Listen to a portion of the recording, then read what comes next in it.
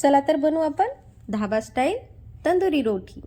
1 वाटी मैदा घेऊया, 1 पाऊच आपण इनो घेऊया आणि त्यामध्ये 1 चम्मच साखर टाकूया, 1 चम्मच आपण मीठ टाकूया आणि 2 चम्मच आपण तेल टाकूया अशा प्रकारे। आणि 3 ते 4 चम्मच आपण इथे दही घातलेली आहे। यामध्ये 3 ते 4 चम्मच दही बस होऊन जाईल आणि आपल्याला याला चम्मचने चांगलं मिक्स करून घ्यायचं आहे। व्यवस्थित मिक्स झालं की आपलं पीठ छान होतं। व्यवस्थित मिक्स करून घेतलं। आता चम्मचनं तर हे होणार नाही, आता मी हाताचा यूज केला आहे। पीठ चांगलं मळून घ्यायचं आपल्याला हाताने आणि हे बिना पाण्याचंच आपल्याला मळून घ्यायचं आहे बघा। बिना पाण्याचं माझं पीठ असं झालेलं आहे। तर आता मी यामध्ये कोमट पाणी, थोडंसं कोमट पाणी घालते कारण की आपल्याला पीठ कोरडं चालणार नाही, आपल्याला पीठ ओलं पाहिजे। तर मी ओलं पीठ केलेलं आहे आणि चांगलं मिक्स करून घ्यायचं पाण्याने व्यवस्थित।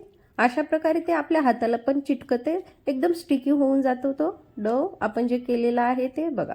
आणि आता हे हाताला लागलेलं पीठ आहे, त्यामुळे आता मी काय करते, याच्यात थोडासा मैदा टाकते। मैद्याने पीठ अजून मळून घेते, म्हणजे आता माझ्या हाताला नाही चिपकणार तो पीठ आणि व्यवस्थित चुरल्या जाते। हे बघा, हे बघा। आता याच्यावर मी 2 चम्मच मैदा वरून टाकून ठेवते आणि 40 मिनिटासाठी मी याला साईडला ठेवलेलं आहे। आता आपले 40 मिनिट आता आपले झालेले आहेत। तर आता मी पीठ मिक्स करून घेते व्यवस्थित। आपलं पीठ ओलंच आहे अजून पण आणि खूप छान फुललेलं पण आहे आपलं पीठ, त्यामुळे आपल्याला 40 मिनिट ठेवावं लागेल आपलं पीठ फुलावं म्हणून। आता याच्यात मला थोडंसं ओलं लागल्यामुळे मी अजून थोडं पीठ घेतलेलं आहे आणि पीठ घेऊन अजून याला मळून घेत आहे। आणि याच्यामध्ये आता मी 1 चम्मच तेल टाकते। तेल टाकून अजून व्यवस्थित मळून घेते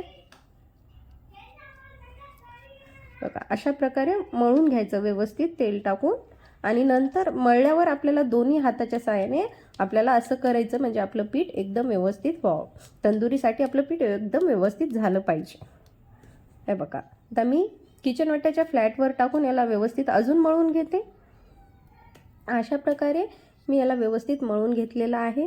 आणि आपण जसं पोळीला एक घेतो ना गोल, तसं घेऊन घ्यायचं, छोटंसं घ्यायचं बघा आणि किचन वाट्यावर त्याला गोल करायचं आणि थोडासा मैदा लावून आपण त्याला बेलून घेऊया। हे बघा, आता तुमच्याकडे जर लोखंडी तवा असेल तर तुम्ही लोखंडी तव्याचा वापर करू शकता। आता माझ्याकडे होता डोस्याचा पॅन, तर मी डोस्याचा पॅन यूज केलेला आहे।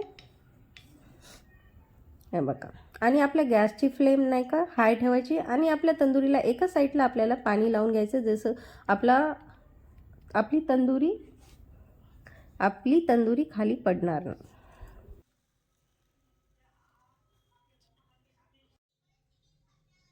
आपल्या तंदुरीला चांगले बबल्स यायला लागलेले आहेत, म्हणजे आपली तंदूर खालून चांगली भाजलेली आहे।